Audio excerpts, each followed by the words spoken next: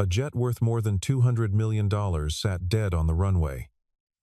Its engines silent. Its cabin dark. Its future uncertain. More than 30 of the finest engineers the company could hire had spent 3 straight days trying to bring it back to life, and every single one of them had failed. Every hour that passed drained nearly $200,000 from the company's accounts, and somewhere above the hangar, the largest contract of the year was slipping quietly through their fingers. In the middle of that unbearable tension, the CEO walked across the tarmac in her sharp navy suit, stopped in front of a man wearing a faded maintenance uniform, and said the words that would change everything. "If you can fix this aircraft," she told him, "I will hand you my entire monthly salary." Nobody expected the quiet, tired-looking man to smile the way he did. Nobody expected him to ask for nothing more than a single screwdriver. And nobody, not one person in that hangar, expected what would happen in the next 10 minutes. The morning had begun like any other morning at Hayes Aviation Group, except that nothing about it was ordinary at all. Victoria Hayes had built her company from a small charter service into one of the most respected private aviation firms on the eastern seaboard, and she had done it by refusing to accept excuses. She was 38 years old, sharp-eyed, and known throughout the industry as a woman who trusted numbers more than feelings and results more than promises. That morning, she stood inside the largest hangar on the property, staring at the aircraft that was supposed to carry the company's most important client to a signing ceremony worth over $4 billion. The plane had not moved in 3 days. It sat there like a wounded animal, silent and useless, while a small army of engineers crawled beneath its wings, searching for an answer that refused to reveal itself. The client was a shipping conglomerate based overseas, a family-run empire that had spent 18 months negotiating this partnership, and the final signature depended entirely on a demonstration flight scheduled for that very afternoon. If the aircraft could not fly, the deal would collapse, and with it would collapse 2 years of careful planning, endless meetings, and promises Victoria had made to her own board of directors. She had flown in specialists from 3 different countries. She had authorized emergency shipments of replacement parts. She had approved overtime pay that alone cost more than most of her employees earned in a month. None of it had worked. The aircraft's automated systems kept flashing the same cryptic warning, a fault code that no manual could explain and no diagnostic tool could isolate. Marcus Reed, the company's technical director, stood at the center of the chaos with his tablet in hand, barking instructions at engineers who were already exhausted beyond reason. Marcus had built his reputation on confidence, on the kind of swagger that made boardrooms trust him even when his answers were incomplete. He had personally assured Victoria, twice, that the problem would be solved by morning. Morning had come and gone twice now, and his assurances had started to sound less like promises and more like excuses. Victoria watched him pace back and forth across the hangar floor, watched the engineers avoid his eyes, and felt something cold settle in her chest. This was not simply a mechanical failure anymore. This was a failure of leadership, and she was the one who would answer for it. Victoria had not slept properly in 3 nights, and it showed faintly beneath her eyes, though nothing in her posture betrayed the exhaustion she carried.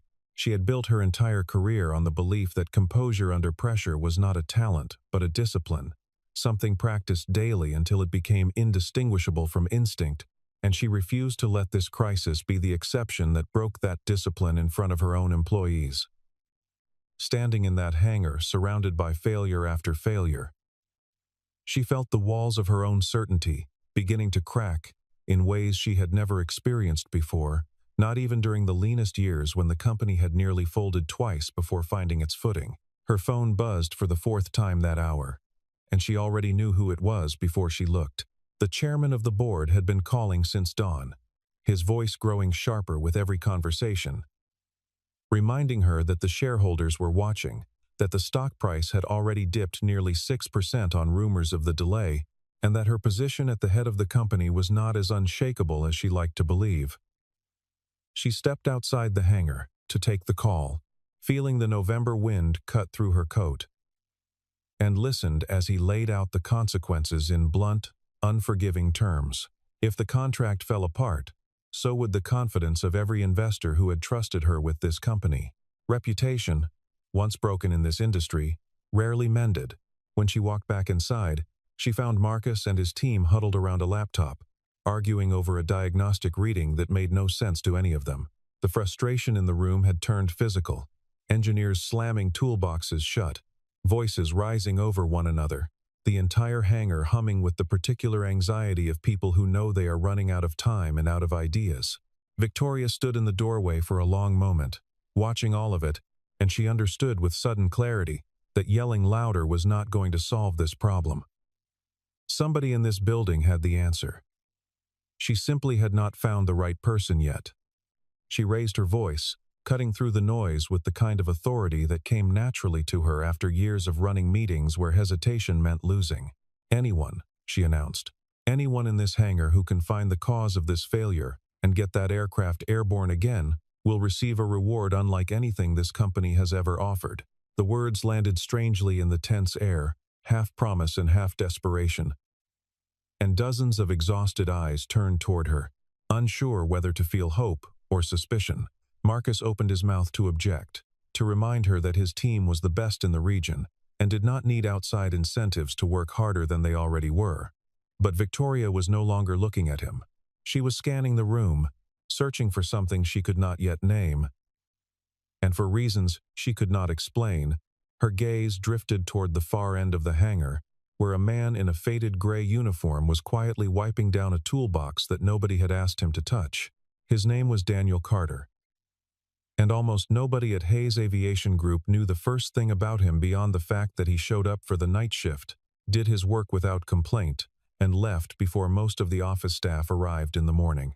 He was 40 years old, with the kind of quiet, weathered face that suggested a life full of things he chose not to discuss. He wore the same gray contractor's uniform every day, the fabric soft from years of washing, and he moved through the hangar with a calm efficiency that made him almost invisible among the louder, more ambitious personalities around him. Nobody bothered to ask him questions, and he never volunteered answers. To most of the staff, he was simply the maintenance contractor who kept the floors clean and the tools organized, a man doing an unremarkable job in an unremarkable corner of an extraordinary industry. He kept to himself, not out of unfriendliness, but out of a quiet preference for simplicity. Arriving early enough to grab a cup of coffee from the break room before anyone else arrived, and leaving each night with the same unhurried nod to the security guard at the gate. Colleagues occasionally speculated about his past in passing, the way people do about anyone whose life seems just a little too composed for someone doing manual labor, but the speculation never went further than idle curiosity over lunch. Nobody had ever thought to look deeper, and Daniel had never given them a reason to. What none of them knew, what Daniel had never mentioned to a single coworker in the 8 months he had worked there, was that he had once been one of the most promising aerospace engineers of his generation. He had graduated at the top of his class, taken a position at a major aircraft manufacturer straight out of school, and within a decade, had his name attached to several patents involving engine efficiency systems that were still in use across the industry today. He had led design teams. He had solved problems that stumped entire departments. He had, for a brief and shining period of his life, been exactly the kind of person that companies like Hayes Aviation now paid enormous sums to fly in from overseas. Then life had happened, the way it does to everyone eventually, though it rarely happens gently. His wife had passed away suddenly 4 years earlier, leaving him alone to raise their young daughter, and the demands of a high-pressure engineering career had become impossible to reconcile with the demands of fatherhood. He had walked away from a 6-figure salary without a second thought, taken smaller contract jobs that allowed him flexible hours, and quietly rebuilt his life around the person who mattered most to him. Nobody at his new jobs ever asked about his past, and he never offered it. He had made peace with being underestimated. It was, in its own strange way, a kind of freedom. There were nights, though, when the old instincts still surfaced without warning, when he would catch himself glancing at a piece of machinery and instantly understanding its flaws, the way a musician hears a single wrong note buried inside an otherwise perfect symphony. He never acted on those instincts at work, never volunteered opinions where they were not invited, because he had learned that unsolicited expertise from a man in a maintenance uniform was rarely welcomed and often resented. He kept that part of himself folded away, the same way he kept his old engineering awards folded away in a box at the back of his closet, not out of shame, but because that chapter of his life belonged to a version of himself that no longer needed proving. Marcus, in particular, had never bothered to hide his contempt for the maintenance staff, and Daniel had borne the brunt of it more than once. Just days before the crisis began, Marcus had walked past Daniel in the hangar and offered one of his usual dismissive remarks, telling him that his job was to wipe down grease and stay out of the way of people who actually understood aircraft systems. Daniel had said nothing in response, had simply nodded and continued his work, because arguing with a man like Marcus had never been worth his time or energy. He had learned, long ago, that the loudest person in the room is rarely the one who solves the problem. But on this particular afternoon, as the tension in the hangar reached its breaking point, Daniel found himself standing near the nose of the crippled aircraft, close enough to hear the low hum of its auxiliary power unit and the frustrated chatter of engineers who had exhausted every idea in their playbook. He was not there to interfere. He had simply walked over to retrieve a set of cleaning supplies stored near the landing gear, and some instinct buried deep beneath years of quiet discipline, made him pause. He tilted his head slightly, listening to a sound most people in that hangar had long since tuned out as background noise. His brow furrowed. Something about the rhythm of that hum did not sit right with him.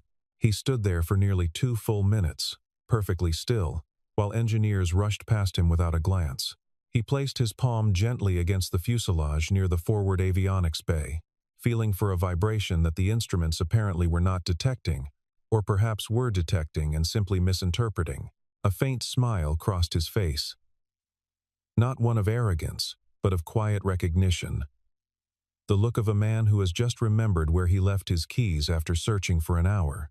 He straightened up, glanced toward the crowd of engineers still arguing over their tablets, and made a decision that would upend the rest of his day entirely. "Perhaps I know what's causing this," he said, his voice calm and unhurried, cutting through the noise just enough for the nearest engineers to hear him. For a moment, nobody responded at all, as if his words had simply failed to register in a room too consumed by its own panic. Then, slowly, the reaction began to spread. And it was not the reaction Daniel had expected. Laughter rippled through the small crowd, sharp and disbelieving, the kind of laughter that comes from people who cannot imagine the janitor knowing more than the specialists they flew in from 3 continents. Marcus turned around, incredulous, a smirk already forming on his face before Daniel had even finished his sentence. 30 engineers can't figure this out," Marcus said, loud enough for the whole hangar to hear. "And you think you know?" Daniel did not flinch, did not raise his voice, did not attempt to defend himself against the mockery. He simply stood there with the same calm expression he always wore. The expression of a man who had long ago stopped needing other people's approval to know what he knew. Victoria, standing several yards away, turned at the sound of the commotion. Her curiosity piqued, despite the exhaustion written across her face. She studied Daniel for a long moment, uncertain whether she was looking at a fool or at something else entirely. Daniel did not argue with Marcus, did not try to prove his credentials or explain the years of experience hidden beneath his faded uniform. He simply asked for 10 minutes, nothing more.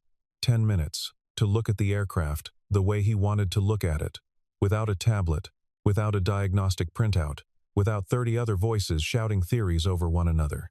It was such a small request, almost absurdly small given the stakes involved, that for a moment, nobody quite knew how to respond to it. Marcus scoffed and looked to Victoria, clearly expecting her to dismiss the idea outright and send the maintenance contractor back to his cleaning supplies where he belonged.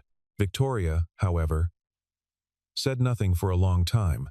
She studied Daniel's face, the steadiness in his eyes, the complete absence of the desperation or bravado she had seen in every other person who had approached her that day with a theory about the aircraft. There was something in his stillness that unsettled her, though not in a threatening way, more in the way that a familiar melody unsettles you before you remember its name. 3 days of failure had taught her that confidence alone meant nothing. that she had already trusted a dozen confident men who had delivered nothing but delays. But something about this man's quiet certainty felt different from all of that. And, against every instinct that told her to send him away, she found herself nodding instead. "Fine," she said. 10 minutes. The words hung in the air like a challenge nobody had quite expected. And Marcus threw up his hands in frustration, muttering something about wasted time as he stalked off toward the diagnostic terminal. The other engineers exchanged uncertain glances, unsure whether to watch or return to their own failed theories, and Victoria remained standing near the nose of the aircraft, her arms crossed, her eyes fixed on the man in the gray uniform, who was about to either embarrass himself completely or turn her entire day upside down. Word of the strange scene spread through the hangar faster than anyone could have predicted, and within minutes, nearly every engineer, technician, and support staff member on the property had gathered to watch what was unfolding. Victoria walked toward the center of the crowd, aware that every eye in the building was now on her.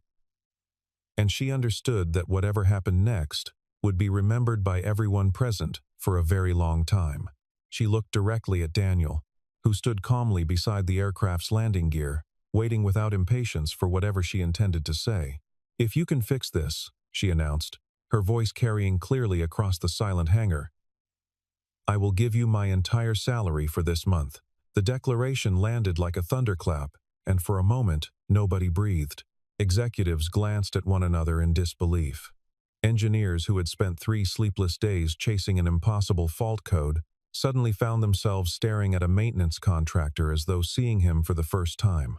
Marcus let out a short, incredulous laugh, muttering something about not needing to bring cash to work today, and a few nervous chuckles rippled through the crowd in response. Daniel did not react the way anyone expected. He did not smile at the mention of money, did not seem tempted or excited by the enormous sum being offered so publicly. Instead, he looked at Victoria with the same steady calm he had carried since the beginning of the encounter, and said simply that he did not need her money. The response caught Victoria off guard in a way she had not felt in years, because in her experience, everyone wanted something, and money was almost always the fastest way to secure cooperation. She studied his face carefully, searching for sarcasm or hidden motive, and found neither. "If not money," she asked, "then what do you want?" Daniel considered the question for a moment, glancing briefly at the nervous faces of the younger engineers standing near the edge of the crowd. Men and women who had been working around the clock for 3 days straight, terrified of losing their jobs if the contract fell through because of a mistake that was never truly theirs to begin with. He looked back at Victoria and told her plainly that he simply did not want people losing their positions over a failure that was not their fault. It was such a strange thing to hear from a man in a maintenance uniform, standing in front of a CEO who had just offered him more money than he likely earned in 6 months, that the entire hangar seemed to hold its breath for a second time that day. Something shifted behind Victoria's eyes as she absorbed his answer, some quiet recalibration of everything she had assumed about the man standing in front of her. She had built her career reading people quickly and accurately, sorting them into categories of ambition and self-interest almost instinctively, and Daniel Carter refused to fit neatly into any of the categories she knew. She gave him a slow nod, the kind of nod that suggested she was reserving judgment rather than offering approval, and stepped back to give him the space he had asked for. Whatever happened in the next 10 minutes, she intended to watch every second of it. Daniel crouched near the aircraft's forward landing gear and began his inspection in a manner that immediately drew confused stares from the engineers surrounding him. He did not open a laptop. He did not request access to the diagnostic terminal that Marcus and his team had been staring at for 3 straight days. Instead, he pressed his palm flat against the fuselage, closing his eyes briefly as though listening for something buried beneath the metal skin of the aircraft. He moved along the length of the plane slowly, pausing every few feet to touch a panel, to lean his ear close to a seam, to feel for temperature differences with the back of his hand, the way a doctor might check a patient's fever without needing a thermometer. Marcus watched from a distance, arms folded, a look of open contempt on his face as he muttered to the engineer beside him that this was nothing more than theater, a desperate man trying to look impressive in front of the boss. Several of the younger engineers laughed nervously, uncertain whether to agree with Marcus or to keep watching the strange, methodical ritual unfolding in front of them. Daniel ignored all of it entirely, moving with the unhurried patience of a man who had done this kind of work 1,000 times before in a different life, in a different uniform, under a different name that once appeared on official patent filings. He knelt near the underside of the wing, running his fingers along a line of rivets, then stood and walked toward the avionics bay near the nose of the aircraft. His expression, unreadable. He tapped gently against a section of paneling, listened to the hollow sound it produced, and tapped again a few inches to the left, where the sound changed almost imperceptibly. A faint furrow appeared between his brows, the first outward sign of concentration he had shown since the 10 minutes began, and Victoria, still watching closely, felt her pulse quicken without entirely understanding why. "Excuse me," Daniel said finally, breaking the tense silence that had settled over the hangar. "Could someone hand me a screwdriver?" The request was almost comically simple given the scale of the crisis surrounding them, and for a moment, nobody moved, as though the sheer ordinariness of the tool being requested had confused everyone into stillness. Then one of the younger engineers, a woman named Sarah, who had been quietly observing Daniel's methodical inspection, with growing curiosity rather than the skepticism of her colleagues, stepped forward and handed him a screwdriver from the nearest toolbox without a word. Daniel knelt beside the small access panel he had identified, working the screwdriver with the practiced, unhurried movements of someone who had spent years disassembling far more complicated machinery than this.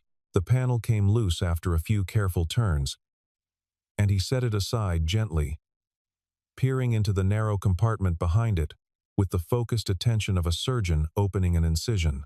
The crowd had gone almost completely silent now. Even Marcus, who had crossed his arms tighter and stopped muttering his dismissive comments, unable to look away from what was happening in front of him. Inside the compartment, nestled among a cluster of wiring and small mechanical components, Daniel found what he had suspected he might find, though he had not been entirely certain until that exact moment. A tiny sensor bracket, no larger than a thumbnail, had been reinstalled slightly out of alignment during the aircraft's last scheduled maintenance cycle, a mistake so small and so easy to overlook that none of the diagnostic software had been designed to catch it. The misalignment was causing a minor but persistent interference in the signal, feeding back to the aircraft's central computer, and that tiny corrupted signal was being misread by the system as a catastrophic engine fault, triggering the exact cascade of warnings that had grounded the aircraft for 3 entire days. He reached into the compartment with careful, practiced fingers, gently repositioning the small bracket back into its correct alignment, checking the connection twice to ensure it had seated properly before withdrawing his hand. He replaced the access panel, tightened the screws with the same unhurried patience he had shown throughout the entire process, and stood up, brushing his palms against his uniform, as though he had simply finished changing a light bulb, rather than solving a problem that had defeated an army of specialists. "Try starting it now," he said quietly, and though his voice was calm, something in his tone carried an unmistakable certainty that made even the most skeptical engineers in the crowd fall silent. Nobody moved for a moment, as though half of them expected the request to result in nothing at all. Another failed attempt to add to the growing pile of disappointments from the past 3 days. Marcus opened his mouth to say something dismissive, then closed it again, some instinct telling him that arguing further would only make him look worse if, by some impossible chance, the maintenance contractor turned out to be right. One of the test pilots, a veteran named Robert, who had flown for the company for over a decade, climbed into the cockpit and began the startup sequence with the practiced efficiency of a man who had done it thousands of times before. The auxiliary power unit hummed to life first, followed by the low, building whine of the engines beginning their startup cycle, and every single person in that hangar found themselves holding their breath without quite realizing they were doing it. Several engineers instinctively took a step backward, as though bracing themselves for the same sharp whine of failure they had heard dozens of times over the past 3 days, the sound that always preceded another round of shutdowns and another round of disappointment. The seconds stretched unbearably as the engines climbed through their startup range. And then, almost anticlimactically, the sound smoothed out into a steady, healthy roar that echoed cleanly off the hangar walls. The warning lights that had plagued the aircraft's control panel for 3 consecutive days did not appear. Robert stared at the instrument panel for a long moment, running through the diagnostic checklist twice, just to be certain his eyes were not deceiving him, and then leaned out of the cockpit window with an expression of pure disbelief on his face. "All systems normal," he called out, his voice carrying across the silent hangar like a verdict from a courtroom. For a moment, nobody in the crowd reacted at all, as though the news needed time to travel from their ears to their understanding. Then the silence broke all at once, engineers turning to one another in stunned confusion, murmurs rising into disbelieving conversation, someone letting out a short, incredulous laugh that had nothing to do with mockery this time. Marcus stood frozen near the edge of the crowd, his face drained of color, staring at the aircraft as though it had somehow betrayed him personally by choosing to start on the word of a maintenance contractor after refusing to cooperate with his entire team for 3 straight days. He said nothing. There was nothing left for him to say. Victoria remained perfectly still throughout all of it, watching the aircraft, watching her engineers, watching the quiet man in the gray uniform who had just solved a problem that had threatened to destroy her company's most important deal of the year. She felt something complicated rise in her chest, relief tangled together with disbelief, and beneath both of those feelings, a growing sense of shame that she had walked past this man in her own hangar for 8 months, without once wondering who he really was. She turned to look at him directly, and for the first time since the crisis began, she allowed herself to feel something close to hope. That evening, once the aircraft had been cleared by every safety inspection the company's protocols required, and the demonstration flight had been rescheduled for the following morning with full confidence, Victoria retreated to her office and pulled up Daniel Carter's personnel file. What she found on her screen stopped her mid-breath. Buried beneath a thin folder of routine contractor paperwork was a name that, once cross-referenced against public engineering records, revealed an entire career she never could have imagined standing behind that quiet, unassuming face. Daniel Carter had once led a design team at one of the largest aerospace manufacturers in the country, credited on multiple patents related to engine efficiency systems that were still cited in modern aviation literature. He had been recruited by 3 separate Fortune list companies during the peak of his career, each offering him compensation packages that dwarfed anything Hayes Aviation currently paid its senior executives. He had walked away from all of it 4 years earlier, and the records offered no explanation beyond a brief, formal note about a family circumstance requiring his full attention. Victoria sat back in her chair, staring at the screen, feeling the shape of an entirely different story begin to form in her mind. She scrolled through old project summaries that still carried his name in the credits, technical papers referencing systems he had helped design more than a decade earlier, and a handful of industry award nominations that had apparently gone unclaimed after he quietly withdrew from public professional life. It was strange, she thought, how thoroughly a person could disappear simply by choosing not to remind the world of who they had once been. She closed the laptop, sat in the silence of her office for several long minutes, and found herself, for the first time in years, questioning how many other remarkable people might be walking past her every single day, unnoticed and unasked. She found him the following morning near the same hangar, quietly organizing a toolbox before his shift technically even began, and she asked him directly why he had never mentioned any of it. Daniel looked up at her with the same calm, unhurried expression he seemed to carry into every conversation, and told her simply that he had never hidden anything. Nobody had ever asked. It was such a plain, honest answer that Victoria found herself unable to respond immediately, struck by the quiet truth of it, the realization that an entire company full of intelligent people had walked past a remarkable man every single day and never once wondered what his story might be. She learned, over the course of that conversation and several that followed in the days after, that Daniel's wife had passed away suddenly when their daughter was barely 5 years old, leaving him to navigate grief and fatherhood entirely alone, while still trying to hold together a demanding engineering career that required constant travel and late nights he could no longer justify. He had made the decision, without regret, to step away from the industry that had once defined him, choosing instead work that allowed him to pick his daughter up from school every afternoon and be present for the ordinary, irreplaceable moments of her childhood. He had never once looked back with bitterness. He simply looked back, when he looked back at all, with quiet gratitude that he had been able to choose his daughter over his career and still find a way to keep both intact. Victoria listened to all of it with a growing sense of humility she had not expected to feel that week. And when their conversation ended, she understood something she would carry with her for the rest of her career. The most capable people in any organization are not always the loudest, and the value of a person is rarely visible on the surface of a job title or the fabric of a uniform. She thanked him, sincerely, and told him she intended to keep her promise in full, whether or not he wanted the reward attached to it. 2 days later, Victoria called every employee at Hayes Aviation Group into the largest hangar on the property, the same hangar where the crisis had unfolded, now cleared of tools and equipment, and arranged instead with rows of chairs facing a small platform near the nose of the very aircraft Daniel had repaired. She stood at the front of the room, addressing the entire staff with a formality she rarely used, and recounted publicly what had happened 3 days earlier, sparing no detail about how close the company had come to losing its most important contract, and how one quiet contractor had solved in 10 minutes what 30 specialists could not solve in 3 days.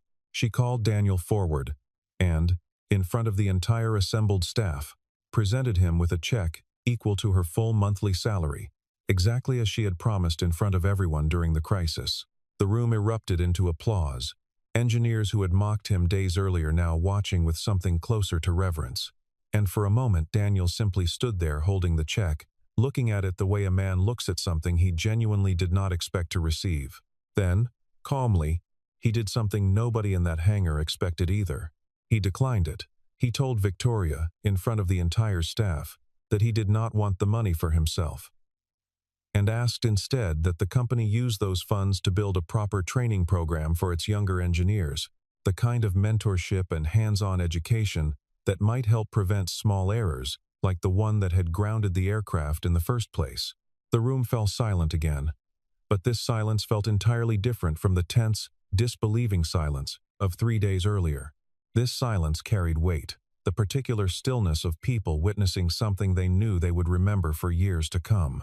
Slowly, someone in the back of the room began to clap, and within seconds, the entire hangar rose to its feet in a wave of applause that seemed to shake the walls themselves. Marcus, who had positioned himself near the back of the crowd, stood frozen for a long moment before finally walking forward through the parting crowd, his expression stripped of its usual arrogance. He stopped in front of Daniel and, in a voice far quieter than anyone had ever heard him use, apologized for the way he had treated him, for the dismissive comments, for assuming a uniform could tell him everything he needed to know about a person's worth. Daniel simply nodded and extended his hand, and the two men shook, closing a chapter that had begun with contempt and ended, unexpectedly, with respect. In the weeks that followed, Victoria found herself returning to that moment again and again, replaying it in her mind, during board meetings and quiet evenings alone in her office. She eventually called Daniel into her office privately and offered him a position that would have seemed unthinkable to him just weeks earlier: the role of technical director for the entire company, along with a salary several times what he currently earned as a contractor. Daniel considered the offer carefully, not out of hesitation about his own abilities, but out of genuine concern for what kind of company he would be stepping into if he accepted it. He told Victoria he would take the position on one condition, and the condition he named was not about money or title or authority. He asked that she help him build a culture within the company where people were evaluated by their competence and character, rather than by the titles printed on their badges or the uniforms they happened to wear to work. Victoria, who had spent the last 3 weeks reflecting on exactly how close the company had come to disaster because talented people had been overlooked or dismissed, agreed without a moment of hesitation. Sarah, the young engineer who had quietly handed Daniel the screwdriver during those tense 10 minutes, became one of the first participants in the new training program, and within a year she had been promoted twice, eventually leading a small team of her own. She often told newer hires the story of that afternoon, not to glorify the drama of it, but to remind them that the willingness to listen, rather than the need to be heard, was often the difference between solving a problem and simply arguing about one. Her account of the day became something of a quiet legend within the company, passed from senior staff to newcomers during their first week of orientation. Months passed, and the changes at Hayes Aviation Group became impossible to ignore. The shipping conglomerate's contract, once nearly lost, was signed and expanded within the year, becoming the largest and most profitable partnership in the company's history. The culture within the engineering department shifted noticeably. Younger staff members no longer hesitating to speak up with unconventional ideas, senior engineers taking the time to mentor new hires rather than dismiss them, and an entirely new training program, funded in part by the very check Daniel had once refused, producing a wave of confident, well-trained young engineers who carried themselves with a different kind of pride. Daniel settled into his new role with the same quiet steadiness that had defined him from the very beginning.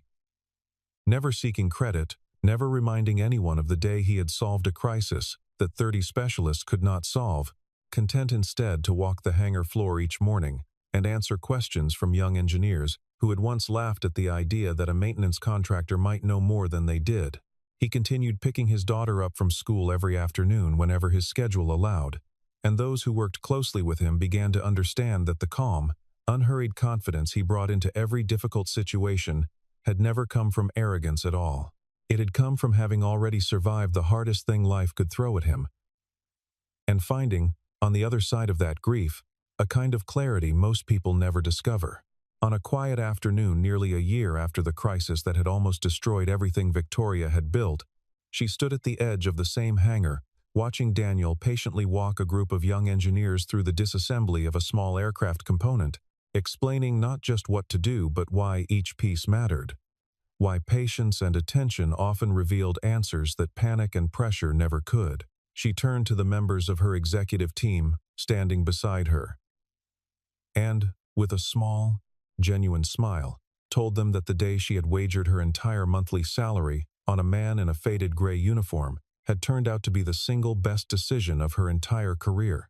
The story of that afternoon spread quietly through the company over the following months, told and retold by the people who had witnessed it firsthand, evolving slightly with each telling, but always circling back to the same simple truth at its center. Never judge a person by the uniform they happen to be wearing, because sometimes the quietest person in the room is the only one capable of saving everything everyone else has already given up on. Somewhere in that hangar, long after the applause had faded and the cameras had gone home, a single father, who had once walked away from a brilliant career to raise his daughter alone, had proven, without ever raising his voice, that competence does not announce itself, and that the truest kind of strength rarely needs an audience to be real.